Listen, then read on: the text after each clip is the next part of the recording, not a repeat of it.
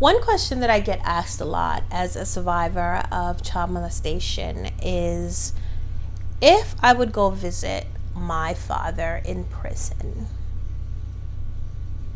Hey.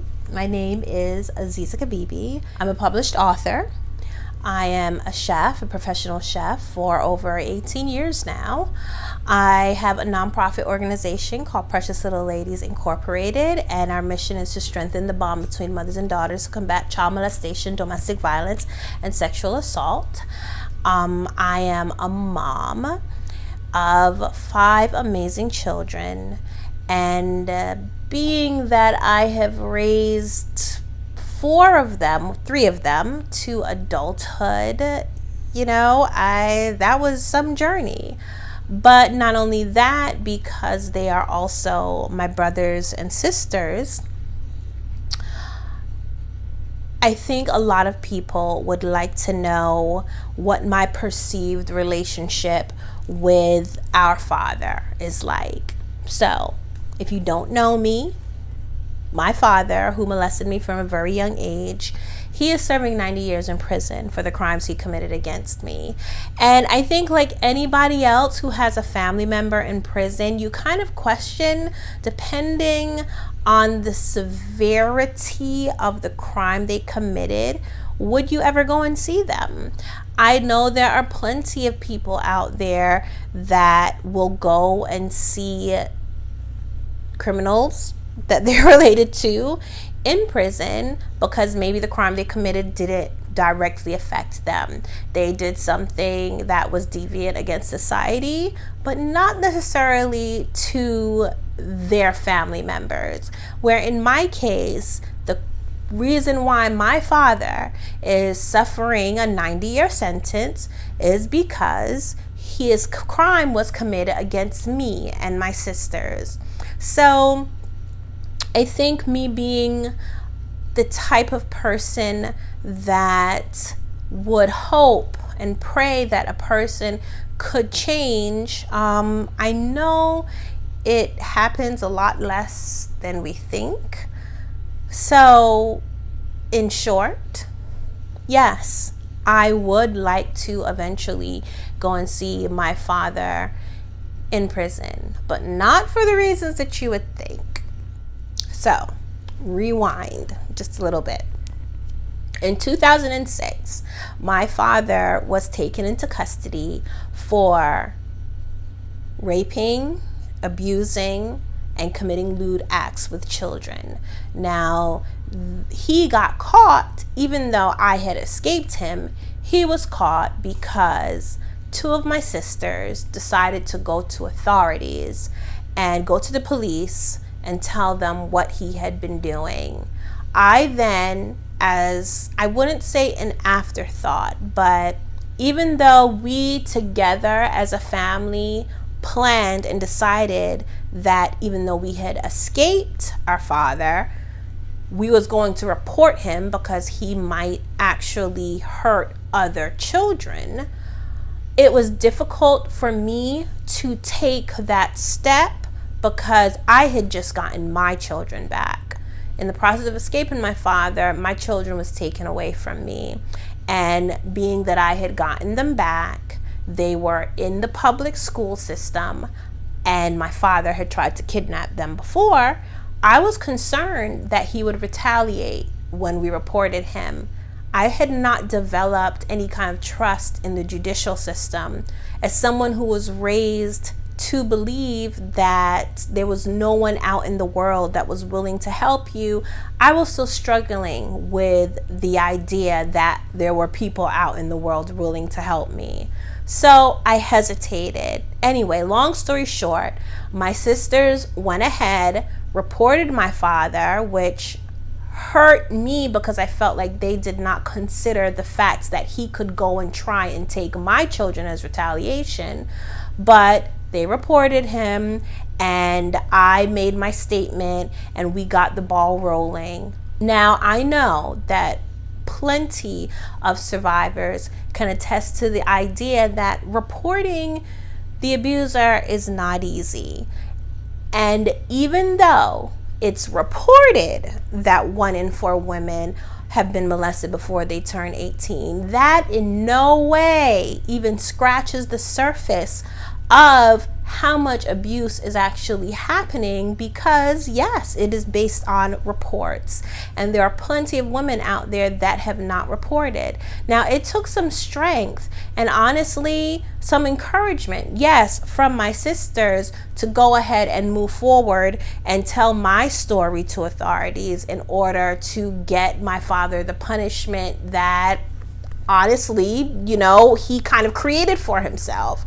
So once that happened, guess what? In his process, he paid bail. He was still out there in the world. And sure enough, he hired a private investigator and found out where I lived. So there, my own fears actually came to fruition.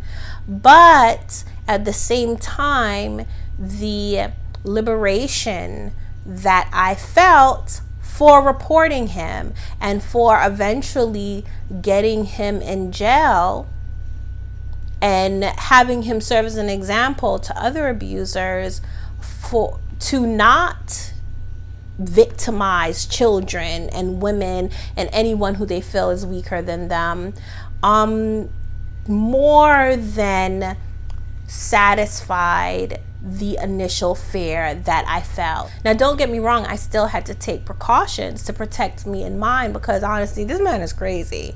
Like, this man is really crazy. And even now, I still have the anxiety that comes with that day that he might actually make parole. Like, that would be crazy. But even despite all of that, I feel like there is a bigger picture. There are things going on that are beyond me. There are things going on that are beyond my family. There are things going on that are beyond my father, beyond this nucleus, beyond this YouTube channel. And that I feel like I have a responsibility to contribute to. So the reason that I want to go and see my father while he is in prison is, one, it's a controlled environment, so there are certain protections there involved. And honestly, to try and question and see what kind of information I can get from him that I could use towards stopping other abusers. I'd like to know what he was thinking. I'd like to know that moment that he decided that I was not his little girl to protect and keep safe. And I'd like to know where it went, all of that stuff. Do I need it for closure? No, I don't need it for closure. I feel like I am at a place where I can continue on with my life, but as someone that works with other survivors and works to prevent what happened to me from happening to others, I feel like I have a responsibility to, yes, go and pick his brain. Honestly, and it's funny, there are some things that has happened, some ways that I guess, I don't know, some things in my life that has happened that just keeps telling me, yeah, this needs to happen. So still on that mission. I know this is not an easy topic to talk about, but it needs to be talked about. And who better to talk about it than someone who has been through it and can actually hold a conversation about the fine, complicated details of suffering that kind of abuse and then moving past that kind of abuse and freaking morphing it into something else that could do good for someone else and help someone else. So I don't remember who asked me that question. Actually, a lot of people have asked me that question. Well, why would you want to see your father, or would you go and see your father? But I would like to know, if there's anybody watching this video, if you have someone that was a part of your family that is now in jail, that is getting his punishment, his or her punishment for a crime that they committed, just crime. Let me define that. Justly being convicted, because there are a lot of people in jail that, didn't do it So for those who actually did it, do you know anyone that you still would go see or go and visit? Please share. It can be a simple yes or no. YouTube has gotten rid of the whole polling thing. I'm a big fan of polls. Click yes or no, would you, wouldn't you? But now, please go to the comments, right? Would you, wouldn't you? What are your thoughts on me going? Should I go? Should I not? I'm kind of stubborn, so even if you say that I shouldn't go, I'm probably still gonna go. It is what it is. Thank you for watching.